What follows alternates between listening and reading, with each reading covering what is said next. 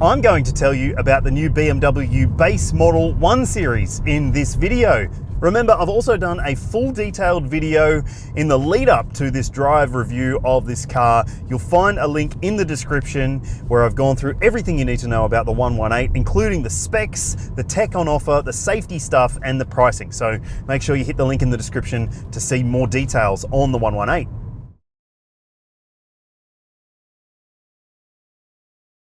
The 118 has seen some important changes. So it now has adaptive dampers as standard, which is a big improvement over the previous model, which felt on the firm side, let's say. It never felt quite as comfortable or as compliant as it could. But this model certainly has a bit more of a driving enjoyment factor to it, and also a passenger comfort factor as well. So the suspension is adaptive, and you can change the different drive modes.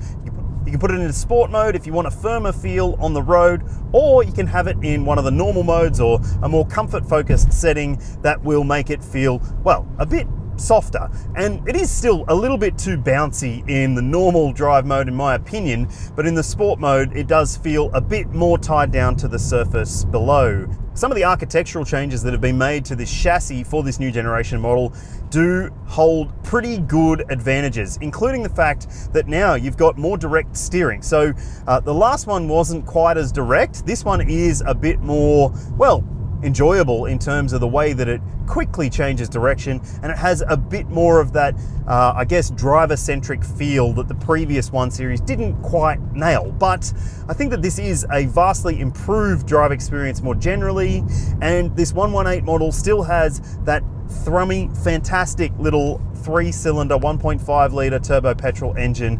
It's a cracker. I loved it in the Mini Cooper. I love it in this as well. It's really, really zesty in terms of the responsiveness, and I mean, you might have to make up your own mind as to whether you think a 3-cylinder engine is the right fit for a BMW product, but I think personally it fits the character of this car pretty well. I think that the transmission is pretty good. There's paddle shifters if you disagree with it and you want to take matters into your own hands. And it's also got a fair bit of grunt to it, this engine, if you need it. There's a boost button as well. And I think that it's a very zippy and fun feeling powertrain. Now, in terms of criticisms, I think that the noise intrusion on coarser surfaces is maybe something that could be better. It's still a little bit loud in here at times, but it's not a deal breaker, I don't think. And when it comes to the safety systems, yes, it's seen a significant upgrade in terms of the driving safety technology, and there is now a speed sign bing bong system, which I don't like. You can turn it off, but you have to turn it off every single time you drive the car.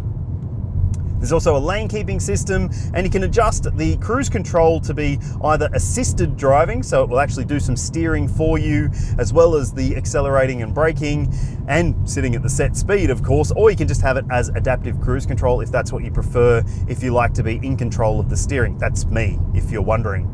And one of the advantages of BMW offering something affordable but still with big car technology is that it does have the augmented reality sat-nav system, which debuted in a much more expensive BMW a few years ago, but now it's available in the entry-level BMW model in Australia.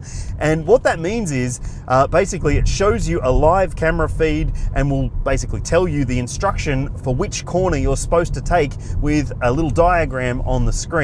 It's really great, especially if you're in a place where you've never driven before and you just need a little bit of help. It'll definitely make a lot more sense than if you're using Google Maps or something like that, and you tend to get confused by map instructions. But I think that that system, well, if you use sat-nav all the time, it might be really handy, but if you are like me and tend to use Google Maps, maybe you won't see the benefit of that as much.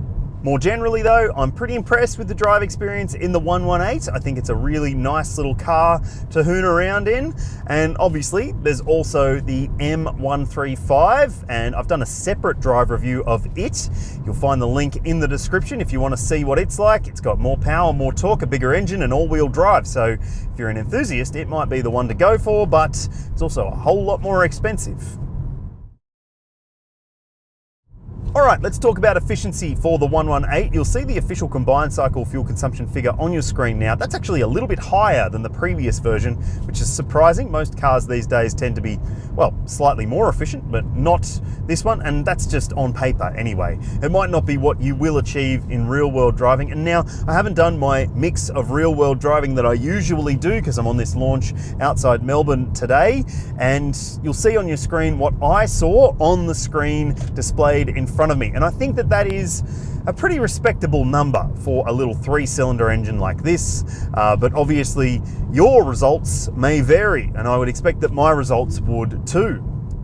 Another thing to keep in mind with this new generation version is that it now requires 98 RON premium unleaded. Previously, it could run on 95, but now it needs the most premium of the premium fuels. And I'll put the fuel tank capacity on your screen now so you can figure out how much you need to budget every time you need to go back to the servo. So there you have it. The new BMW 118 drive experience is a good one. I'm pretty impressed by this car, and I think that if you are looking for a compact luxury hatchback, then it could be worth a look, definitely. It's very livable, very likable, and a fair bit of fun as well. But if you are after a more enthusiastic car, remember, you can always check out my review of the M135. The link is in the description. Thanks for watching, and I'll see you in the next one.